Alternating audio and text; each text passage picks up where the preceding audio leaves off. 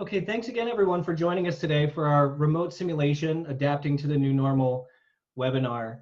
Just a couple notes before we get started. I just want to direct your attention to the question and answer feature and the chat feature located at the bottom of your viewing screen. Please use the question and answer panel for any Q&A functions that you have throughout, just to make sure we keep your questions organized and we get to everyone's question and no one gets left behind. The chat feature is also available should you want to chat amongst yourselves or share ideas. We welcome that and encourage it throughout the entire webinar. So please feel free to utilize both of those features at any time. We will have folks that are answering questions both through the question and answer pod, and some will save to answer live. So thanks everyone for joining us today. Today we have with us Darren LaCroix. Darren has been with us for quite a while. He started as a U.S. Army paratrooper before he embarked on his career in the world of firefighting paramedic in Corpus Christi. He retired in 2009, at which point he came over to work with us at Laerdal. During his time as a firefighter paramedic, he was also teaching for over 25 years at Del Mar College. And since then has been with us at Laerdal as a senior program manager for our RQI program, and now recently has joined us consulting on the Beeline Medical Laerdal development of our global education curricula for our cloud platform moving forward.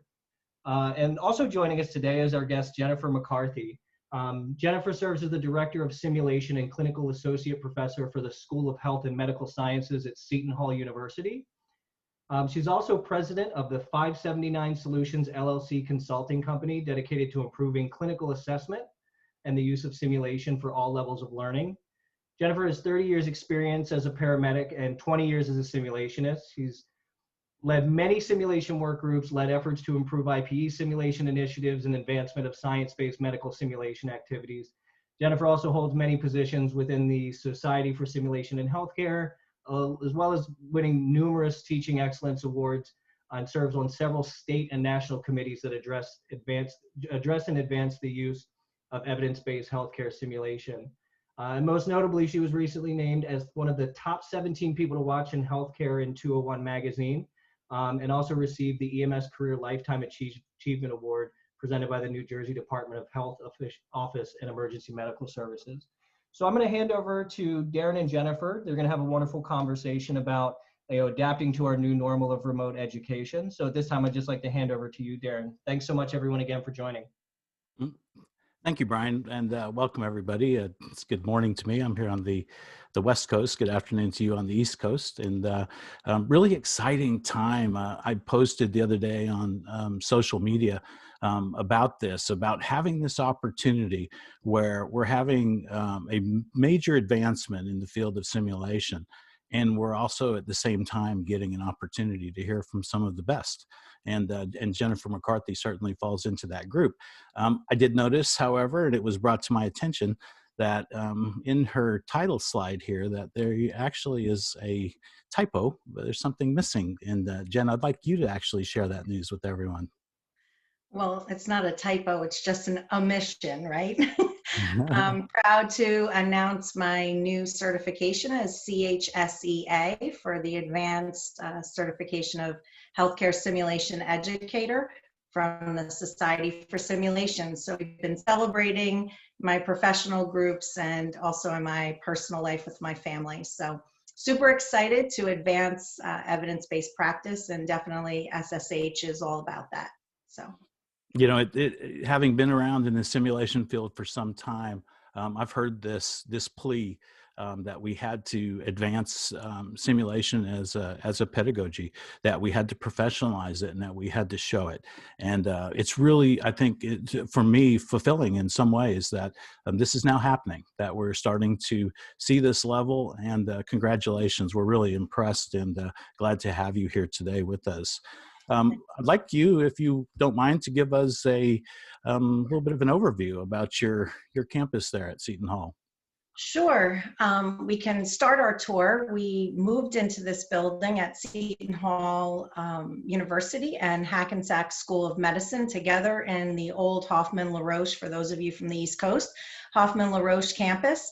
When we go up to the second floor, we're going to join our Hi-Fidelity suite where our mannequins are located. This is our communication station. We have our Beeline recording center here. We do a lot of handoff of care, monitoring, interprofessional interaction here. It's one of my favorite areas actually to have a simulation. And as we turn around the corner, we're going to go down 4 of our rooms that can either be med-surg, they're acute care. So med-surg, ICU. I actually modify a lot of these spaces to fit for occupational therapy, physical therapy. We have the adult side on one half of the Hi-Fidelity Center. You can see it replicates an actual acute care setting. And then as you turn around the opposite angle, you are entering our pediatric area where we have our SIM baby, SIM junior, newbie. Next door is our SIM mom for maternity, L&D, Hi-Fidelity simulation. And next to L&D, rightfully so, we have a scrubbing area, which is also recordable for preparation prior to going into the finale will be the OR, where we, again, have had a lot of interprofessional overlap, communication sims, and then single professional simulation. So these spaces are all utilized by College of Nursing, School of Health and Medical Sciences, and the School of Medicine. In our standardized patient area, we have 16 medical examination rooms. As you can see, these are the login areas that are related to each of the examination rooms. And this is where a student would get the door note, honor code, and also case material. Each of the rooms are identical for standardization. And most importantly, I wanted you to see where our standardized patients actually provide the feedback about the activity so that the student is getting multiple forms of evaluation, assessment, and feedback. This is our control room, which used to be packed prior to COVID. Now we have an alternate solution. And my sim specialist's favorite place to be is the control center, which is very impressive, and he can navigate effectively the 16 rooms and communicate with each of them appropriately. Both of those spaces have debriefing rooms, which is a misnomer. We use them for briefing, skills education, and now they have multiple purposes as we've spread out SIM because of COVID. Our additional areas on this second floor is the first, we're going to travel to where the students actually practice peer-to-peer and physical exam preparation, but this is my outpatient rehabilitation area. And then we have skills labs, which most health profession programs are used to, especially College of Nursing. We have multiple rooms where we actually practice communication, handoff of care, and just skill acquisition prior to SIM. And no sim center would be complete without the lovely storage where you behind the scenes, you get ready for the next day after you're exhausted from the day you're in. And that's what happens in our mannequin repair area. So we try to keep it real. We try to keep it forward for the purposes of forwarding our simulation program. So thank you for letting me share the background for Seton Hall and Hackensack School of Medicine. For those of you new to simulation, that's just a very small center. As you can tell, there's probably not much going on there at Seton Hall. That's impressive, Jen. Thank you so much. It's clear to me that that is a very large, high-functioning, multidisciplinary program, and yet here we've been impacted by COVID. And I think many of us probably took this as kind of a negative impact. I'm really interested in what you think and what this meant to you and how you have turned this around. Sure. I appreciate the question immensely, and I think that it's very important to be honest, as I've spoken with many of my own colleagues about this. Resiliency has been a primal need to get to this new reality. I would be remiss if I didn't tell you, I sat and said, you want us to go off campus and you want me to build out what in a virtual setting? And it took us some time, which we'll go through together, of how we got to our new norm. But the resiliency, I think for me, I was able to actually connect to my start in healthcare simulation 20 years ago, where I realized, okay, you reconceptualized how your education was being offered 20 years ago, and that's basically what you're being asked to do again. And once we really got into that workflow together as a team, we were able to get reinvigorated to move forward and really say, okay, this is achievable. And we definitely had some bumps along the way, which I'm happy to share today so that those that are listening don't have to go through that growth. But it was definitely, literally, we were an hour from launching a face-to-face sim where we were told everybody is off campus because of the executive order in New Jersey. And by the way, we have to figure out how to close out the semester. So it was a tough emotional ride for sure. Right. So when you mentioned there were probably both professional and I would think individual, you mentioned emotional, we know the emotion of being overworked, faced with a new challenge, but certainly this also brought some other ones. How did you manage with personnel and? Oh gosh. We finally got into, we started to use Teams at Seton Hall. The CIO had made a decision that we were not allowed to use Zoom because of FERPA reasons. And Teams, for those of you that were using that, or WebEx back in March of 2020, realized very quickly this is a meeting platform. This is not an educational platform. And it took us a lot of time to get up and running and get our groove back, get us functional. And the unfortunate part that happened is once we got our groove back and started to offer virtual sessions, we actually suffered from a furlough that impacted our team. We were grateful that it was a furlough. And then May 30th, we were notified that actually 50% of our team would be affected by a reduction in force, and that this was necessary for long-term planning of the institution. And I'll tell you, there were days we were offering virtual sim, my camera was off, and I was wondering, is my future in healthcare simulation? Is this what I'm going to be doing? Because it seemed the unthinkable and impossible. And it reminded me almost of the IMSH conference of impossible, and I kept trying to refocus myself. And we fell back, those of us that were left on this very skeletal team, and using, as funny as it's going to sound, best practices of healthcare simulation was how we taught ourselves our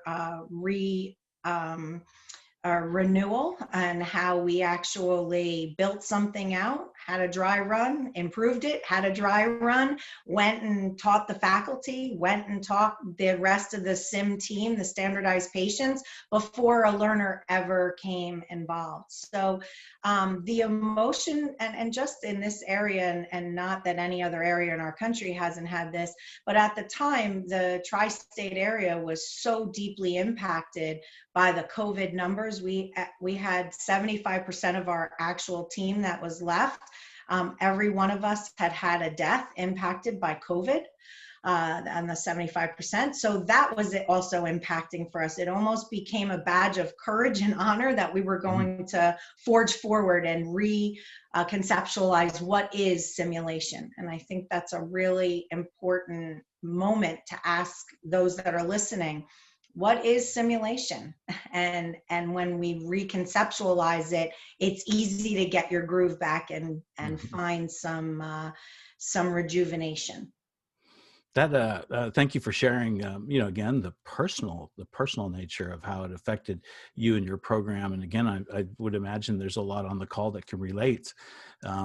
Also, your talk about resilience, I think, struck with me in that we see this and I compare simulation. It's an art. For those who do it great, they have turned it into an art form that incorporates the best of adult education. And they're like musicians. They're resilient. And again, congratulations to you and to the listeners who have moved on. I'm interested now, a little bit of a a polling question about what's coming next for the attendees. And so as we wrap up 2020, we'd like just a quick idea of what you're doing. Excuse me, at your simulation centers. Are you conducting standard in-person simulation activities? Have you gone all virtual? Are you doing a hybrid of virtual and in-person, perhaps, simulation? Or have you had to completely shut down? And so I'm going to give you a moment to reflect on that, and then I'll tell you what I think the answer would be. But I might be a little bit surprised. I was going to say, is there a prize? All right, let's see what those results are. A hybrid. Okay, so I'm not that I saw that answer. I should have told you up front, but I would have guessed that it was a hybrid of virtual activities, with 61% of people doing both. Very interesting. Yes. All virtual, 11%, and probably the most surprising to me is 22% of you are still engaging in standard simulation activities. And so I think we'll certainly be discussing that here. So interesting poll. Jen, what's your thoughts on that? We moved at Seton Hall, we moved to a hybrid model. In New Jersey, we had to obtain a waiver from the executive order of actually being off campus to re-enter campus in New Jersey. So that took us some time. So initially we were 100% virtual. And then in August, we went and we're utilizing a hybrid model, and we will be utilizing that in spring 2021 as well. So it's not surprising to me. And you have that beautiful center that, that you toured us through with so much equipment. The students were probably getting, good high-level simulation education, and suddenly that had to stop. Yes. And you put them into a whole new environment, both for you, the delivery, and for the student. What was the student experience like? How did they respond to going virtual? I think the experience of COVID had our student population thirsty to be engaged and thirsty to have some normalcy. School in spring of 2020 was their normalcy. It was almost their foundation of what felt good in a series of what's going to happen next. And that was a gift to us. So as we were a little bumpy and clunky in the beginning, they were very forgiving, and nobody was maimed. Everybody was psychologically safe, which was the only way. I use the trifecta. I always call it the trifecta of when is good enough. When the situation's medically probable, and that could be medical or trauma, when it's patient safety focused, and it's provider safety focused. And when you have that trifecta, you can move forward. And that was really the gatekeeper of, can we offer this activity? And they were forgiving if, we hadn't worked out all the Teams functionality and there was actually a better way to do something.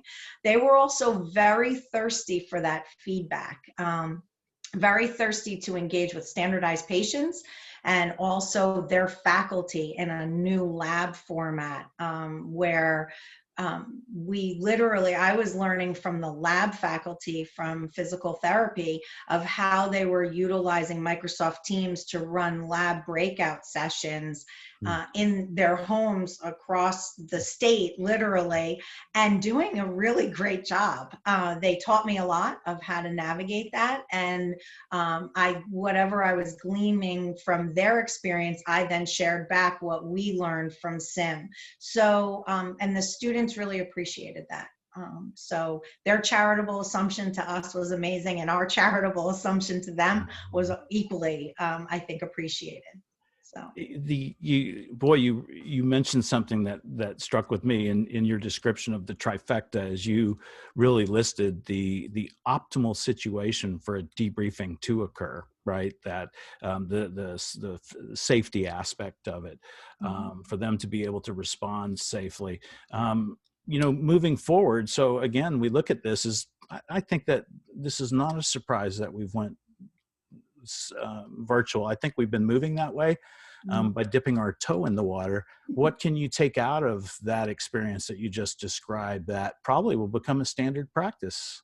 Yes, it definitely is for us, and I think from my vantage point that I giggled because I had us with our toe in the water, and then somebody came and pushed us into the deep end. That was I'm a visual learner, so that was what made me laugh. For those of you that were like, "What just made her laugh like that?" So as we were, trying not to have waterlog in the deep end, what we realized very quickly was as we re-entered back into a face-to-face environment, the virtual setup of having a hybrid simulation actually kept us safe.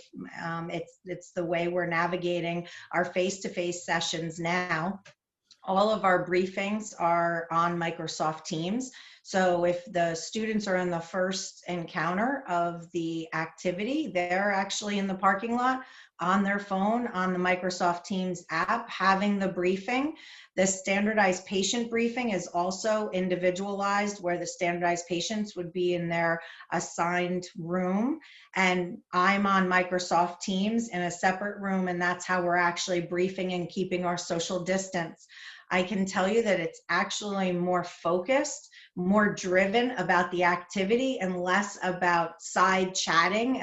Any of the educators on the call understand what I mean when you move from that face-to-face classroom to now a virtual, where you almost have more precision focus on what's being presented. The debriefing is also virtually held.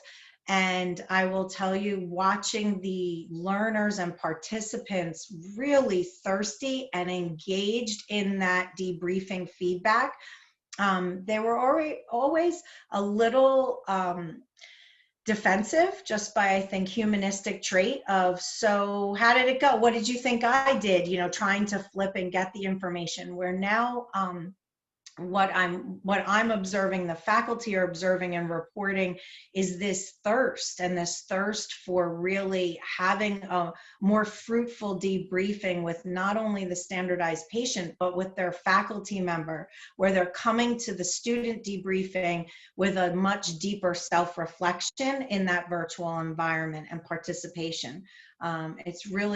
It's one of the pieces I have to say that has helped me gain my resilience back.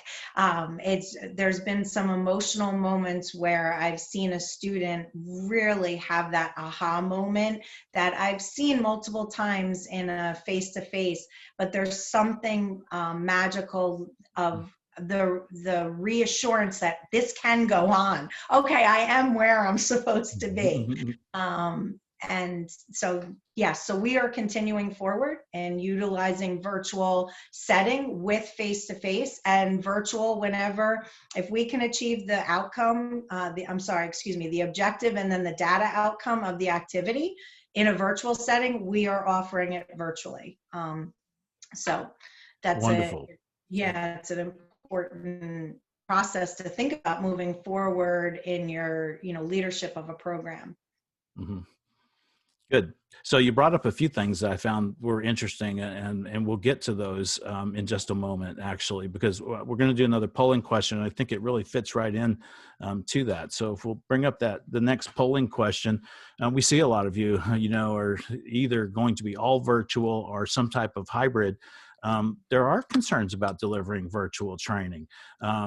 Is your biggest concern getting that student trained and engaged? Is your biggest concern being faced with unfamiliar technology?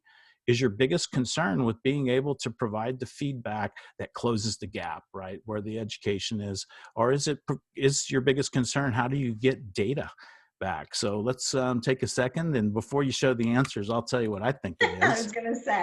But I am a lot older than most of you, so it might be pretty easy. All right. So that should be a fairly simple answer. And I'm going to say the biggest majority is going to be using unfamiliar technology. It certainly is for me. And the results are student training and engagement. The student figured that. That's how long I've been out. Wonderful. That makes me again, going back to simulation, the people, Jen, renewing our interest that we're doing this still for student training and engagement. It still goes on, doesn't it? These students still need to graduate, go out into the workplace and be safe. Unfamiliar technology was up there at 26%, but I'm glad I was wrong. I'm glad I was wrong. I have some faith. Good. So let's move on to the next question, and which is that of let me advance this slide here, which is that of logistically speaking, right?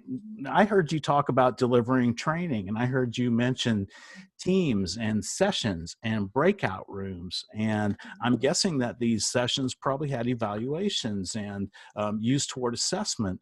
Can you tell us a little bit about what those that impact has been logistically to do this? Oh, sure. It's again seems impossible, but it is possible once you get the flow down. I think the hardest aspect for us, and one of the moves that we're actually making in our virtual environment, is moving to Beeline Cloud. And that is going to open up the opportunity of the virtual OSCE platform. So thank the Lord for that, because at this moment, and I have roughly 10 virtual sims from now until the end of the semester in December. We are not done with our semester at Thanksgiving, but we're not returning to campus after Thanksgiving. So the remaining simulations, we have hybrid being offered right now, and then we're 100% virtual. And the difficulty is navigating that data, to your point. So if we're looking to meet a learning objective, that's one aspect, but gaining the competency data assessment from that activity is difficult in a team setup where the Teams is still a meeting platform.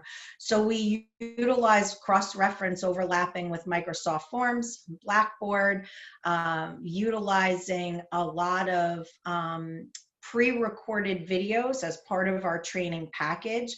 All of our learners at Seton Hall complete a 30-minute simulation orientation prior to their first simulation, regardless if it's mannequin or standardized patient. It's the theory of simulation and really setting the stage for why this is an important aspect to their program. And then we usually have the mannequin orientation or orientation to the standardized patient room as an add-on. So we had to really figure out, what do they need to know to function effectively.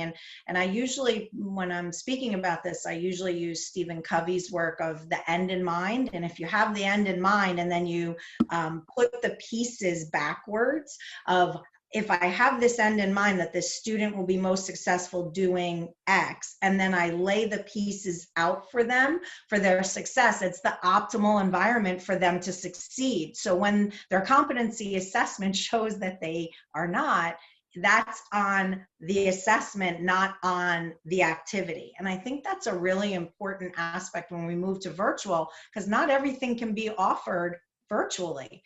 And that was one of our first, oh my goodness, moments of, so we have this scheduled, oh, we're just going to go on to Teams. And I had to really pull some of the faculty back and say, this is what we can do. And we've been able to expand what we can do because it's an evolving process for us.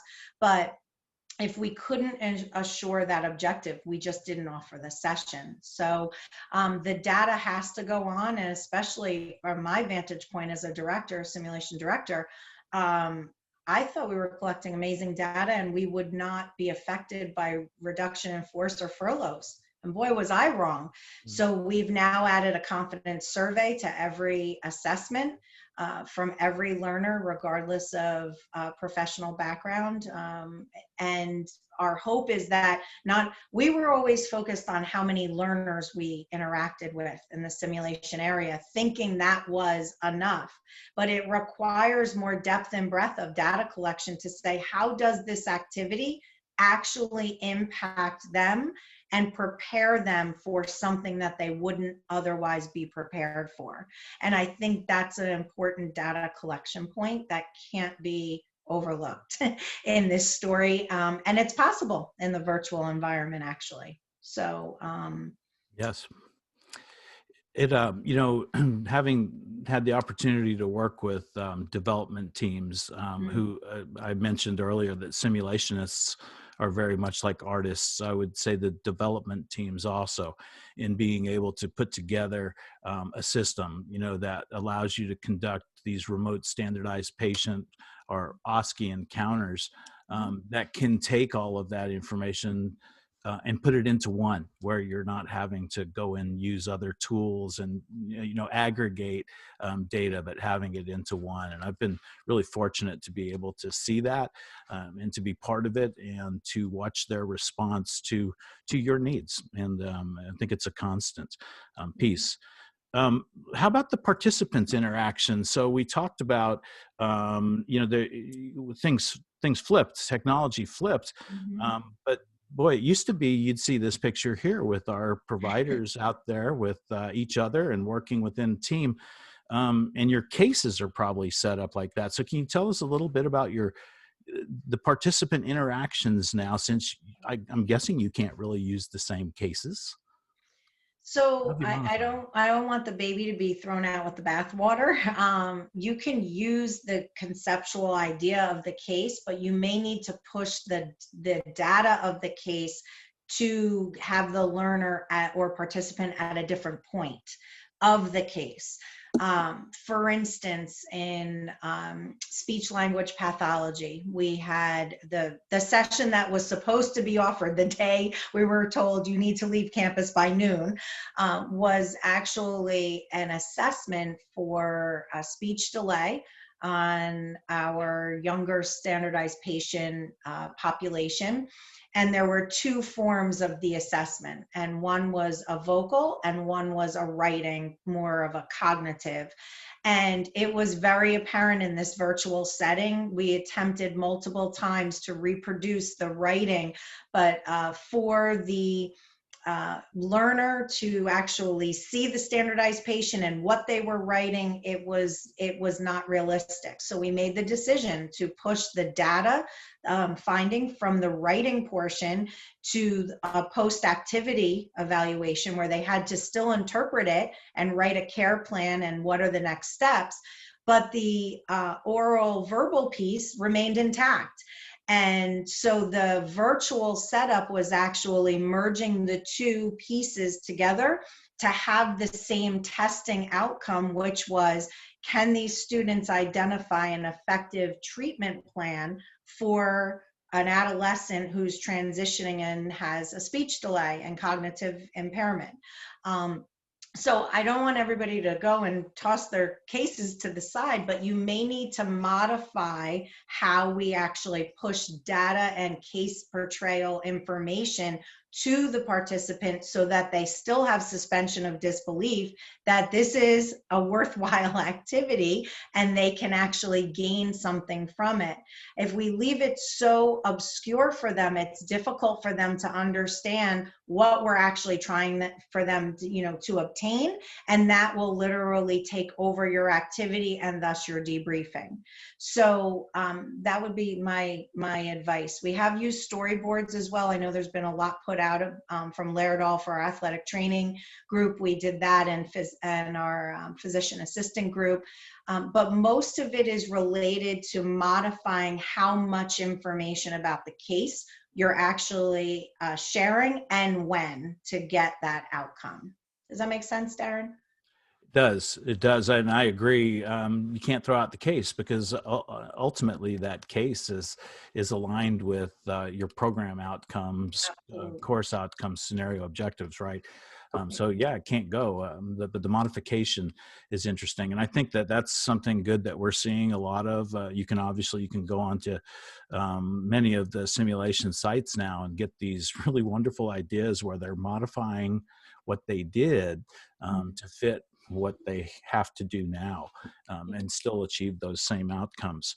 And I'm sorry? I thought one add-on is just that the principles of effective evidence-based practice actually being integrated into those lab breakout sessions, even if those are hybrid, virtual as well, or peer-to-peer. Like right now, our PA program is on campus and they do a lot of peer-to-peer practice.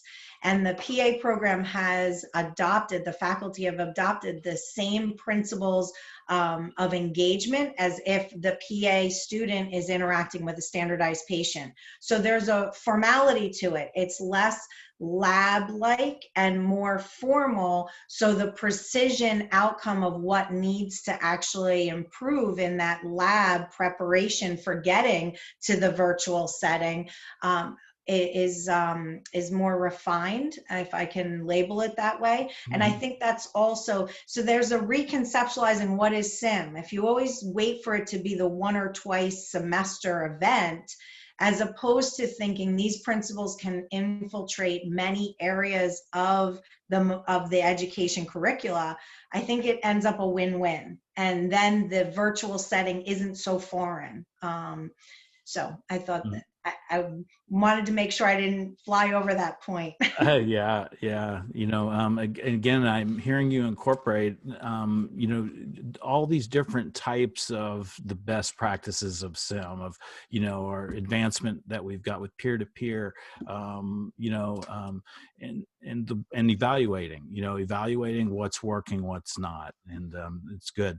So we're going to shift directions now and actually speak a little bit about evaluations, and we have our last polling question, one of my favorites. This is probably one of my all-time favorite topics to work on and talk about, and probably drive people at work nuts with it. But I'm very, very interested in evaluations being used in assessment, right? Not scoring, not anything to take away the safety aspect, but actually targeting and utilizing evaluations in your program to assess both learner outcome and program outcome, whether it's operational or educational. So I'm interested in, of these types of evaluations, and I'll define them here for a second, which one are you most likely to incorporate? So when I say operational, I'm talking about how nice was the center? How good were the mannequins functioning? How easy was it to sign in, out, and to complete all of my activities? This may include some other pieces, but again, operational. Formative evaluations are those evaluations being used to provide direct feedback to the learners. Probably what we do frequently in debriefing, but how many of you are capturing that data through the use of a formative evaluation on participants? Summative being course ending, need for the next level to move on and advance, but not quite as high as what I would say high stakes evaluations, where job or program may be affected as a result of bad performance. So take a moment and think about what you do at your center and pick one of those types of evaluations as the most likely that you are to use. I'm going to let Jen tell us what she thinks the answer is. Oh, that is. I'm going to let you tell us what you think. Because we debated on the ride in. Okay, Jen, which one? What's your take on this one? I'm going with summative. I'm saying operational. Let's go. Oh! We're both wrong. Look at that. Formative evaluation leads the way. Congratulations. I think that's the right answer. There's a good audience. I think it's the right answer. I had another answer here, which was going to be a combination, and that would have probably been about 99%. But yeah, formative evaluations. The number for summative is a little bit higher, I think, than what we would see in most peer-released stuff. Just interesting. You know, it's anecdotal, of course, because it wasn't clearly defined, but right. That's really good. Yeah. So let's talk about that. Also, let's move on to assessments and you know, assessing a program and evaluating a program. What is your assessment process, Jen? I talked a little bit about it previously, that we integrated some new assessment points based on almost maybe some tactical logistic preparation of really trying to tell our story and the depth of our story better, and in a manner that can appeal to all audiences. But as far as primary focusing on the participant, definitely a pre and post survey, I believe, is a fundamental starting point, regardless of modality, if you're face-to-face or hybrid or virtual. We're utilizing a plus delta self-evaluation after every activity, and it allows the learner a chance to self-reflect and think about what went well, what could have improved. And after they receive if it's a standardized patient feedback, they actually write a transformation goal for themselves based on the merging of those two. And one of the prep points prior to the next activity is they actually go back and review their previous recorded exchange and activity and refresh their memory about that goal that they wrote for themselves. Faculty advising is also involved so that we can make sure people are being truthful and honest with themselves. And we've found this very powerful, even if we're not utilizing a recording in the debriefing. We're focusing our time much more effectively on the debriefing, because we have a summary of where are the participants thinking that they are in this evolution and transformation prior to opening up. How did it go? Tell us what went well, right? We already have a preliminary data collection. So it helps guide the discussion in a more purposeful manner.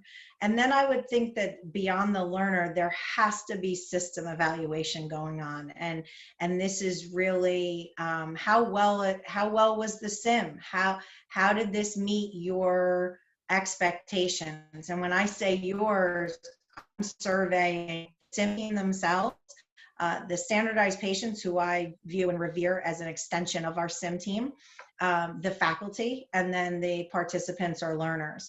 So and then afterwards, we gather that data and do process improvement. So I make notes. I made a pact with myself probably 3 semesters ago that I would take notes immediately and go back to the cases if there was something case specific or logistics specific, and make the note and highlight it. So when the year goes by or semester and I pull back that data and I say, this is what we did, there's already a summary launching point of improvement for process improvement. And I think that's worked well in the virtual environment obviously as well. It's allowed us to really evolve in streamlining the logistics, but also tips and tricks of improving the interaction virtually. So I hear you, really a combination, what you're saying of, the operational pieces that drive the center, support the center, collect data on the center, and the education side. I've been fortunate, been able to work with some of the leading nursing organizations and kind of looking at these simulations and mapping them to outcomes. And what I have myself has found with the use of the evaluations is that through that mapping, that data doesn't walk out the door, right? Sometimes when we debrief, we do a great job closing that gap. The learner's good, the instructor feels good, but the data itself of that interaction sometimes vanishes. And through evaluations, simple ones that can be done, collected, reported on, whether it's on educational outcome or operational, I think is of a lot of value. You must use your data quite a bit. We do, and I would say there's 2 large buckets of data: operational and then educational, like you identified. And operationally, remember, this is the cross section of 3 very different schools. The school that I'm working for and leading the simulation delivery for is graduate health science programs. And then I have College of Nursing and School of Medicine. And so collecting all of our operational data is key to the investment that the two organizations have made to this simulation program. And really about optimizing space. And one of the things about doing the hybrid briefing and debriefing is optimization of space. And that really, we were forced into that in COVID. We have longer sessions with less learners on site. So this allows us to really bring in the same cohort sizes, but in a safe manner. And then when we're thinking about the data related to educational, it's really about that individual transformation. And one of the things that we're launching now that we've been at the campus since 2018, I mean, we're pretty new at this when you think about that date, is our graduates are entering the workforce. And for me, it's touching base with them and saying, hey, how did we do? And did we help you? We have our data from clinical rotations and clinical instructors coming back to us every semester on a very high regard, that the students are more prepared for clinical. They have, just less anxiety and higher confidence. But I really see the sweet spot of what we're looking to do is to have zero harm, that we have a workforce that is entering better prepared and more affable and more agility to adapt. And boy, has COVID challenged all of us with that in a frontline care issue. But even take COVID off the discussion, healthcare is changing and healthcare is going to change. And we need to, on this side of the house of preparing providers, be ready for that change and set them up for success. So for me, the sweet spot of the transformation is literally gathering those stories where this sim helped me with this skill. And that could be Code Blue, that could be the onboarding, that could be a critical patient, that could be introducing yourself on your first day, that gained, a better patient interaction. So I think it's an interesting thing when we're stepping back and saying, what are the data points and why are they important? Our outcomes go far beyond just licensing outcomes in my mind's eye. Really, really important. And for those of you who are listening, again, this is what we've been asked to do as a profession. This is exactly what we've been asked to do, is to continuously demonstrate the value to our consumers, the students, or to the patients. Really, is where it ultimately boils down to. So, there's a good dissertation for somebody right there. Is what is the clinician's evaluation of how simulation helped them grow. It is difficult getting the data together. You mentioned a couple of arenas there, even just on the educational side, clinical, peer-to-peer data, what is your experience? And again, how through technology are you improving that collection of data? I think there's an important aspect to track what you're doing, and it's always overwhelming at first when I think about that myself, is really coming up with how am I spending my time and I track this obviously electronically. But the nice part, I mean, the picture that you have up there is your evaluation system that you're using can assist you in extrapolating data about space optimization, about where do we need to expand and grow. Clearly, if any of my colleagues from Seton Hall and Hackensack are on watching, they know that we have one person that was part of the design process, still part of the team. And the way it was conceptualized in 2016 to the way that it's actually being utilized are two different stories. So the data is really driving where is the fiscal impact of 2021 going to land as we expand out our simulation into those skill labs and into those exam tables, and having recording capability there where we can have more learners spread out, but still have valuable data and evaluation, so that there's a more more formative assessment leading to that summative assessment. So I think using technology is key, whether that's center sign-on, whether that's navigating, so we can speak to numbers, but then I also think it's so vitally important to tell the story, to tell your story, whether that is a personal win, whether that's a statement from a participant, whether that's a patient outcome that was a direct relationship to a simulation that you carried out on a patient care floor. It is paramount. Data can speak so far and is an important piece, but telling and sharing your story is important. The advocacy and honesty and just emotional buy-in that happens with that is probably, I would say, why I've been a lucky girl in healthcare simulation, as the story that I've been able to share and tell. You know, I moved right ahead into our next question, really, which was about securing funding, because you were clearly telling what needs to be done to help secure funding is telling that story and being honest about it, and again advocating for quality healthcare, right? And so I think you really summed that up nicely.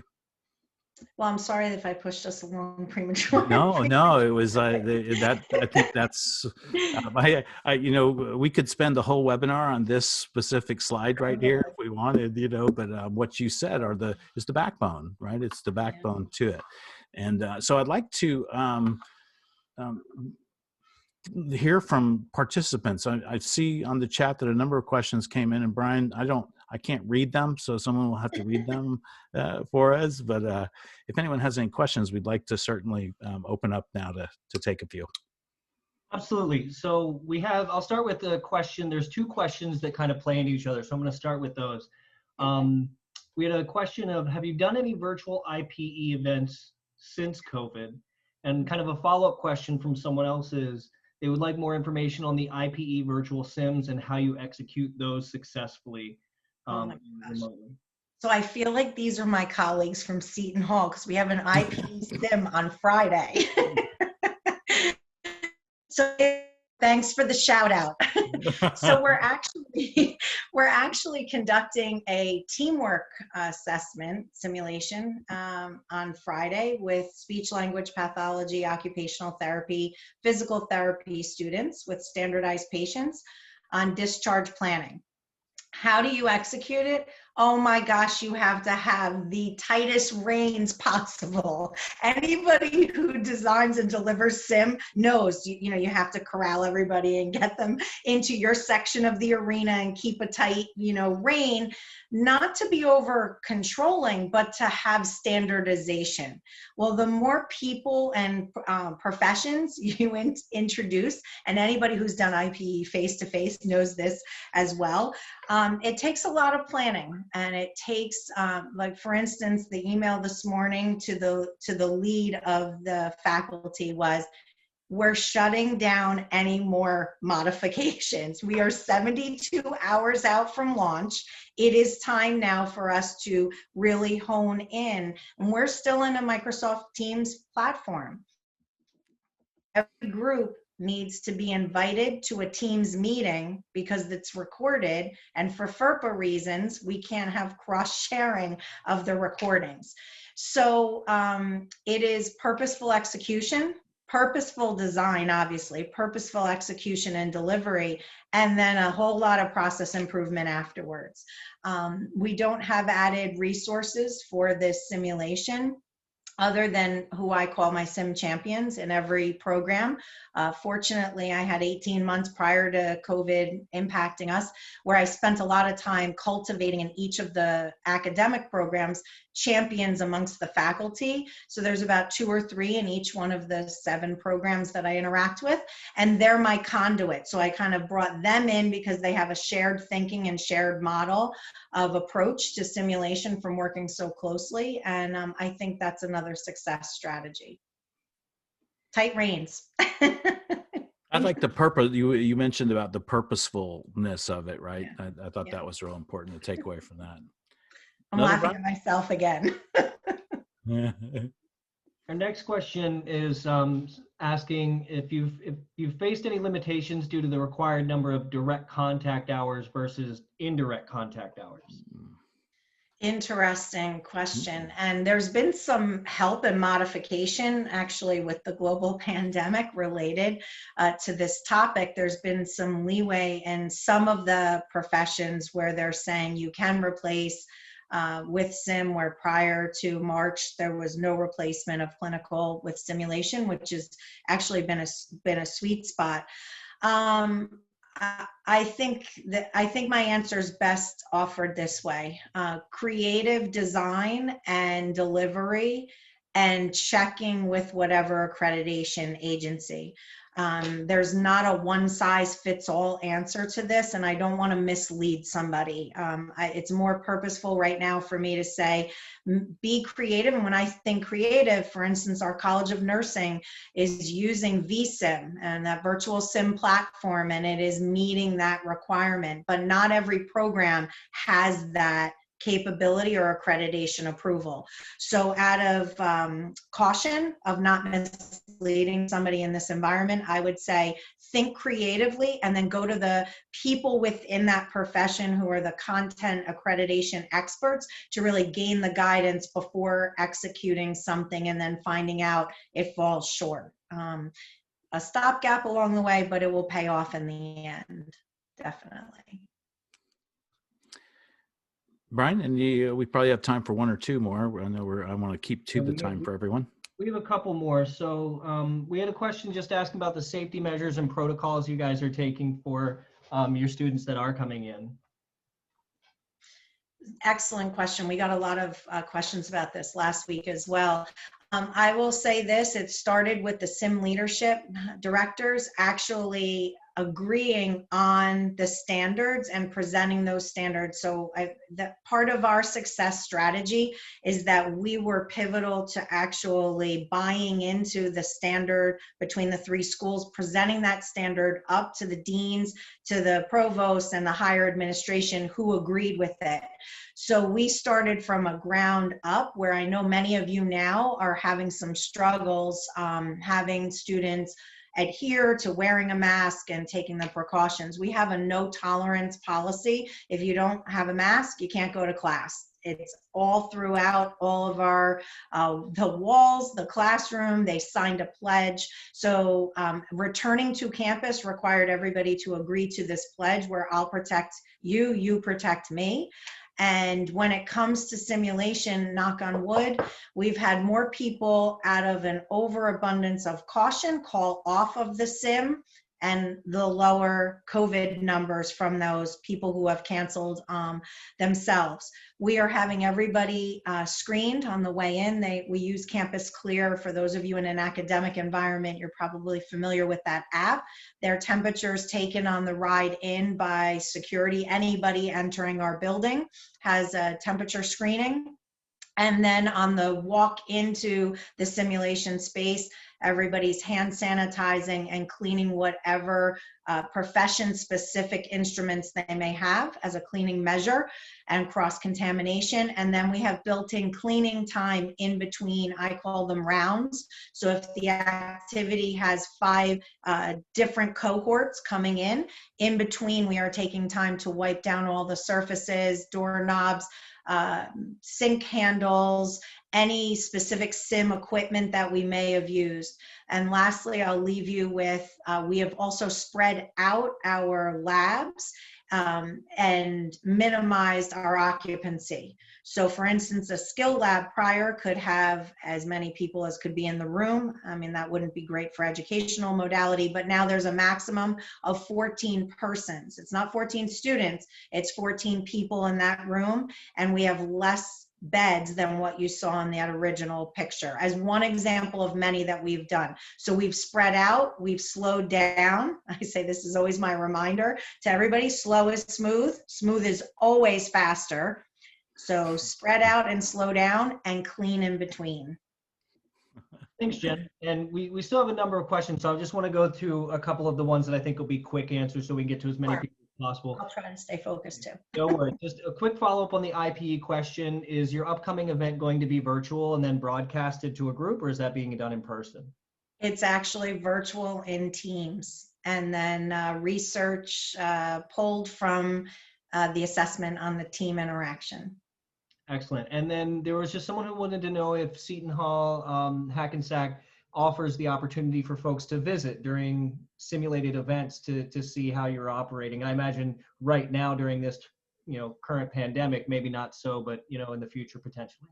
So prior to March, I would have said, please reach out, contact me. I've had a lot of colleagues, even internationally, landing at Newark. We're very close to Newark Airport. Right now, we have a restriction on access to our building. So because of the phase 2 opening in New Jersey, but once that opens up, we would be happy to actually provide a tour, have you observe. I know so many colleagues that were further along in their healthcare simulation journey themselves were so open and gracious to me back in the early 2000s, and it really set me up for success. And anybody who's worked with me knows I feel very similarly and I want you to learn from whatever didn't go well. That's more important, so you can come back and help me evolve as well. So excellent. That is another beauty of the simulation community right there. It is. I have to say the same. It certainly has helped me. So I think that's brings us right up to the top of the hour. And I wanted to thank everybody for joining us today. Thank you, Jen, again, that we have these opportunities to listen to industry leaders, to me is just a great benefit. If you're interested in hearing about SimCapture's solutions, SimCapture Cloud, visit Laerdal.com. You can search it there and look for more information. Certainly, I think that a lot of the things that we talked about today, meeting your debriefing needs, evaluations, both operationally and educationally, we have a really beautiful solution for that. And I certainly encourage you to ask about the remote simulation that is now available that brings all these things into one place. So thanks everyone for joining us. It was great. And Jen, I really enjoyed the talk. It was super good. Thanks so much. Thank you so much for the opportunity, and keep simulating. Thanks, Darren and Jen, so much. We really appreciate having you today for what I know is a very important discussion topic for everyone. I just want to make everyone aware before we depart for the day that today's webinar was recorded and will be available at a later time online for viewing. But we encourage you to keep having conversations among yourselves within the community, and working in the medical field and the industry of medical education. During this pandemic, we're one of the few industries that don't have the luxury of hitting the brakes as hard as we'd like. Mm-hmm. And so we really feel that we have to use this community to come together and figure out how we're going to meet these challenges and what standards we're going to set forth. So it's really nice to have some folks come together and talk and be able to start this discussion, and we hope it continues after today. But we thank you so much, everybody who had an opportunity to join. We really hope that you found this enlightening, and you got some critical component of data or information that's going to help you to move forward with your program in the current climate. So thank you everyone again for joining us. It's been a pleasure having you, and please keep reaching out to each other and us with any questions and any challenges you're running in that we can help you overcome. So thanks again, everyone, and have a wonderful afternoon.